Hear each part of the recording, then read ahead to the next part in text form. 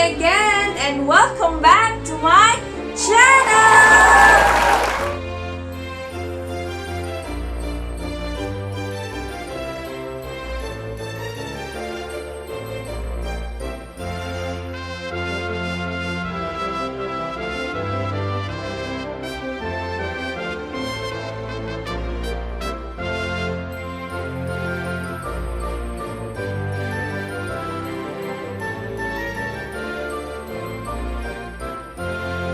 Thank you so much for watching my previous videos.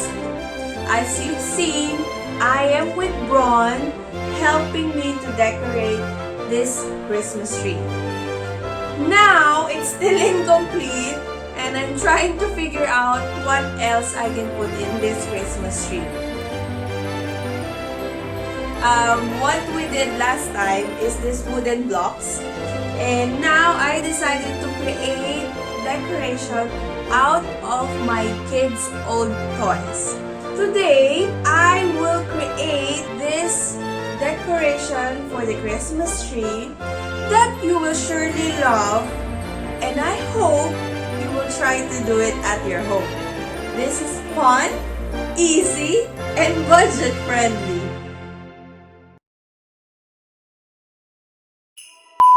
If you would like to do this DIY, just make sure to ask guidance from your parents or your older brother or sisters.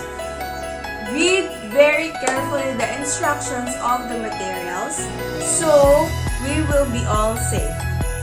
I hope you will love this video. If you do, please guys subscribe in my channel for more videos, and I would appreciate all your likes. And hit the notification bell for you to be updated for the next videos. It will be more exciting as I will be sharing Christmas decoration and some DIY tips that you can add not only for your Christmas decoration, maybe some other projects that you are thinking about. So, are you ready? Yes! Yay! Watch out! And this is my fourth vlog! What's for vlog?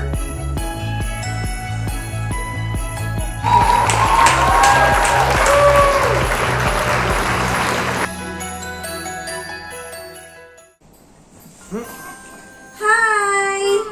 I am now with BRON as he saw his toys with me.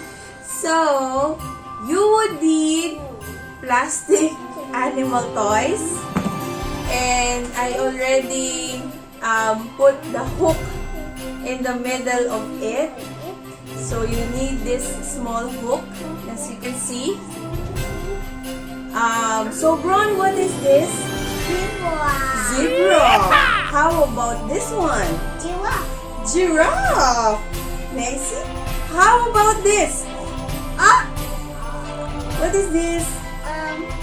Tiger. Very good. Warrior. How about this one? Warrior. Lion! Okay, so I will be using 4 of his toys to decorate something. Wish me luck! Then, you will also need ribbons and scissors and of course the hook that I already put it in the animal toys. You would also need yarn to hang it, and this is the one that I am mentioning earlier, this spray paint. I use it also for the designs for the blocks. Keep it safe. Please guys, safety first. 1, 2. You've seen our materials. So the first step, you need to create a hole in the animal toy.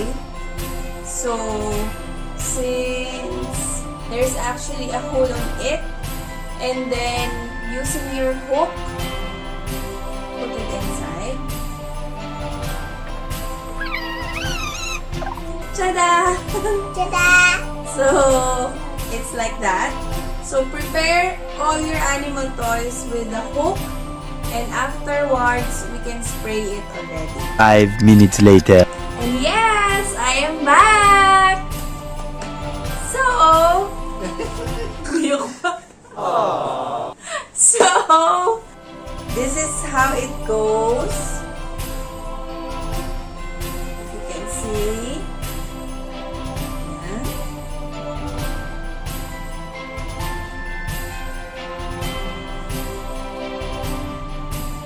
So, together with the hook, it's also sprayed in white. So, the next step is to take your yarn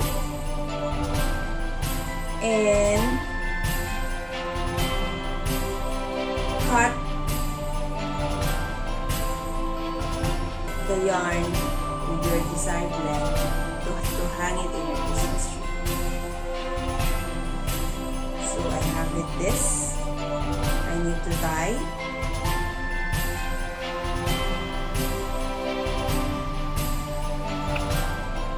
Okay. So it will come out like that.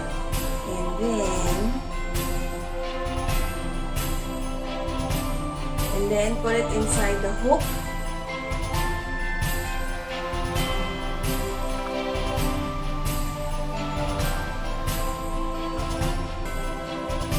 So it will come out like that.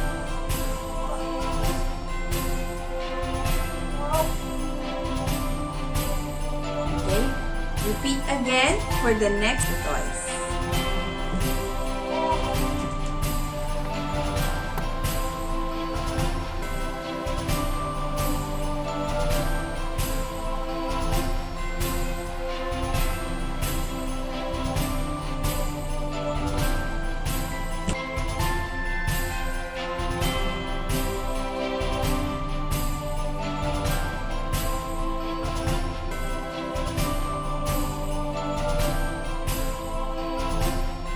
Also guys, I want to share with you, if you have these animal toys from your kids, you can also use this as a souvenir. I saw a lot online.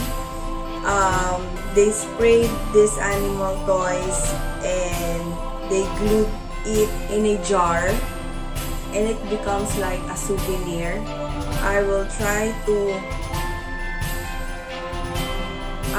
to make something like that if I have chance.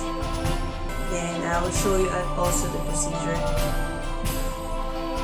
You can have it souvenir for your kid's birthday, or even in christening, or if you have any like animal or jungle theme event, you can use that idea. So I already have all the toys tied with yarn. All here. Okay. Now it's time for me to do the ribbons. Since I don't have a smaller version of it, I cut it in the middle so it has like this size. I don't want it to become very thick as it will take too much of the ribbons. So I cut it half, and I prefer to have this kind of length and width of the ribbon.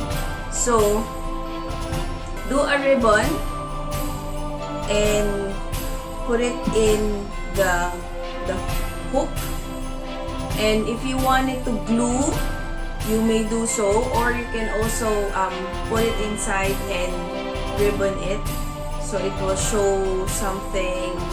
At least after white, there will be a contrast colors. For suggestions for the ribbons, I suggest you have it those Christmas colors like gold, red, yellow, or green. It depends on what design or colors you want to have.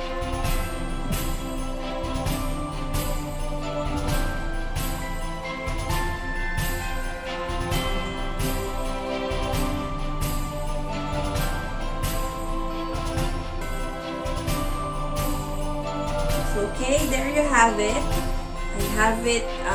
I have it glued instead because the hole is actually too small to tie the ribbon on it. So instead of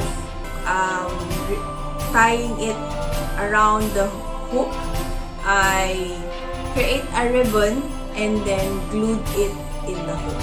So this is how it goes.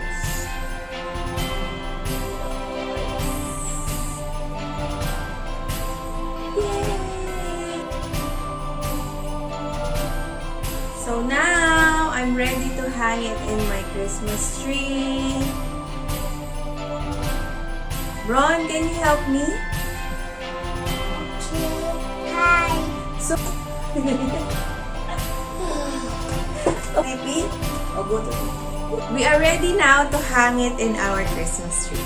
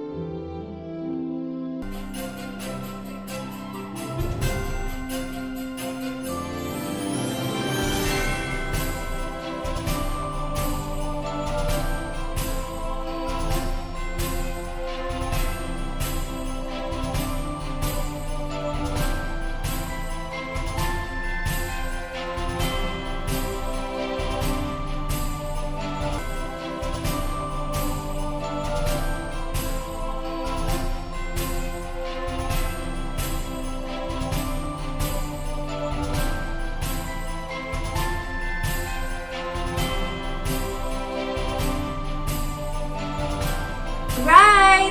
As you've seen, it's already hanging our Christmas tree! Yeah!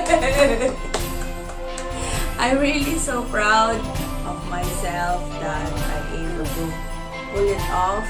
Thank you for my husband who helped me to arrange this decoration as well. Hope you love it, guys! My DIY Christmas decoration. It's not yet finished. I still have 2 more to add in my Christmas tree and able to make it, you know, Christmas. And thank you so much for all your support and your love. Give love on Christmas Day. So please, if you haven't subscribed on my channel, thank you so much for all who already subscribed, for all your comments, for all your messages. I always take note on that. So every video I will try to improve. Thank you so much for all your help, your support, and your love. Thank you, guys. See you on my next video. I hope to see you soon and wish you all to be safe every day. Take care, and few days to go to Christmas, and let's all pray together. And I hope you are all enjoying right now. Always be positive, happy, with limitless love and gratitude. Thank you so much for all your time. And God bless you all. Maraming salamat po. Bye! Bye! Thank